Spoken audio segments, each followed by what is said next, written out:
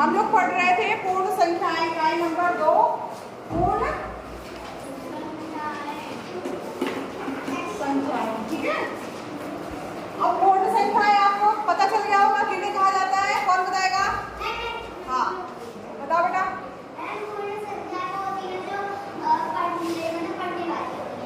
गिनने वाली संख्याएं बोलने पूर्ण संख्याएं होती हैं। सही बता रही है कि गलत? गलत है तो सही क्या है बताओ?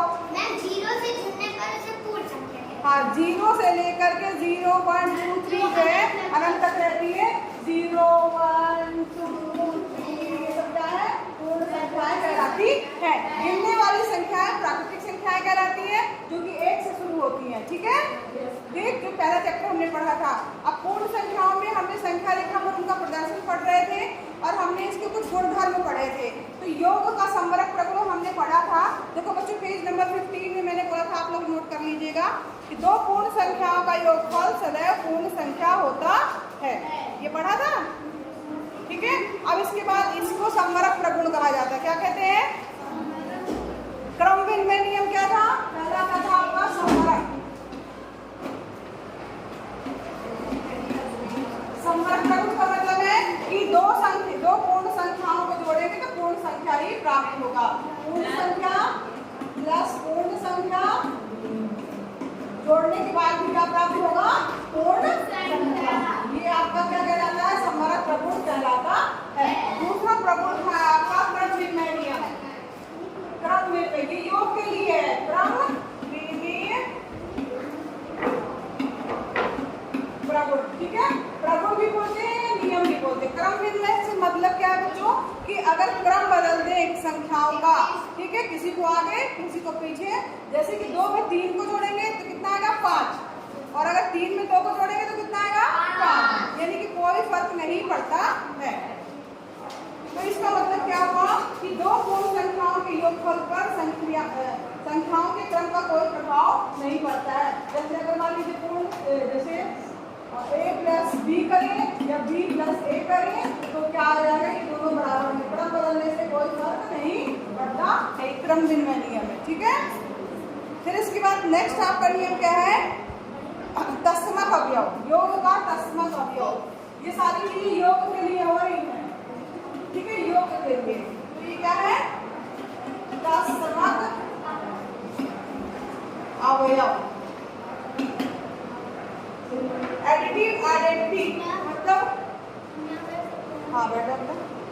अब यहाँ पर देखो, यदि किसी पूर्ण संख्या में शून्य को जोड़ा जाता है, जैसे मान लो कोई संख्या मैंने दी है, अब आप लोग बताइएगा, बातचीत मत करिएगा, बताइए 12 तस्मक अवयव। तस्मक अवयव दिया हुआ है आपकी बुक में ही दिया हुआ है, पेज नंबर 16 में सबसे नीचे लिखा है योग का तस्मक अवयव। तस्मक अवयव क्या है कि ऐसी कौन सी संख्या है जिसको जोड़ने पर वही संख्या प्राप्त होती है? कोई बताएगा? 0 वो संख्या है जिसमें अगर हम किसी भी संख्या में उसको जोड़ेंगे तो हमारा वही संख्या प्राप्त होगी, कोई चेंजेस नहीं होगा। तो तस्मक अवयव क्या होगा? 0 तस्मक अवयव है।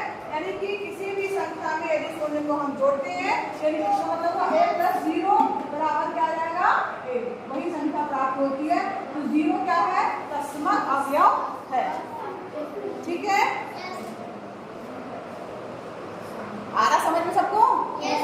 अब आइए साहचर्य प्रगुण। चौथा प्रगुण है आपका साहचर्य प्रगुण। प्रगुण का मतलब होता है नियम। ठीक है, अब साहचर्य प्रगुण का क्या मतलब हुआ कि जोड़ा, जैसे अगर मान लो ये है नाजिया जो है, इसकी दोस्त है और उसकी दोस्त वो है। ठीक है, हाँ सही में हो? अच्छा ठीक है, तो वो दोनों भी आपस में दोस्त होगी। चाहे जैसे कि अगर हम मान लीजिए a प्लस बी प्लस सी है, ठीक, और यहाँ पर ये दोनों की दोस्ती है, या पहले हम इस प्रक्रिया को करें और उसमें सी को जोड़े, तो पहले a प्लस बी को जोड़ लें, उसमें सी को जोड़े, या a प्लस बी प्लस सी कोष्ठक बदल दें, या b प्लस सी में जोड़ के a को जोड़ेंगे तो भी मान परिवर्तित नहीं होगा। इसको क्या कहा जाता है? साहचर्य प्रगुण। जैसे लिखा जा रहा है बच्चों, कॉपी में वैसे थोड़ा थोड़ा लिख लेना। ये क्या है? सहचर प्रगुण। जैसे उदाहरण के लिए देखो, 2 धन 3 धन 4 किया, और 2 धन 3 धन 4 करो, या 2 धन 3 धन 4। अब करके देखो, 3 2 5, 5 धन 4 कितना जाएगा? 9। ठीक है, यहाँ 9 आएगा। और यहाँ पर 5 4 धन 3 करोगे कितना जाएगा? 7। 7 में 2 जोड़ोगे कितना आएगा? 9। दोनों का मान बराबर आ रहा है, यानी कि सहचर्य नियम यानी कोष्टक बदलने से कोई भी अंतर नहीं पड़ता है। कोष्टक बदल देंगे तो कोई भी अंतर नहीं पड़ेगा। नोट कर लीजिए, सहचर्य प्रगुण सबको समझ में आ गया। कोष्टक बदलने से कोई भी फर्क नहीं पड़ेगा, यानी कि अगर 3 पूर्ण संख्याएं हैं, उनको क्रम में जोड़ने पर किन्हीं भी 2 पूर्ण संख्याओं का समूह पहले बना लेने से योग में कोई भी अंतर नहीं आता है। ये क्या कहलाता है? योग का सहचर्य प्रगुण कहलाता है। अच्छा, एक चीज देखो,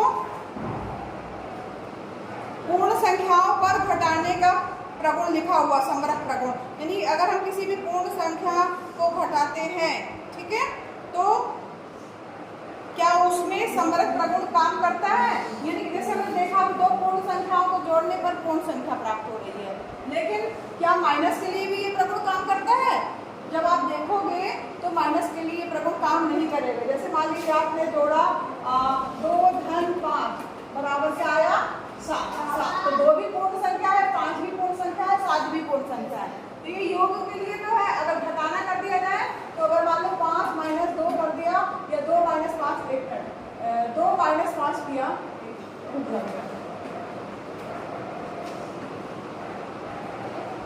2 - 5, जब 2 में 5 घटाएंगे तो -3 आएगा, और -3 जो है आपकी पूर्ण संख्या नहीं है। इसका मतलब क्या हुआ? माइनस के लिए जो है वो समरक प्रगुण काम नहीं करता है। घटाने के लिए समरक प्रगुण काम नहीं करता है।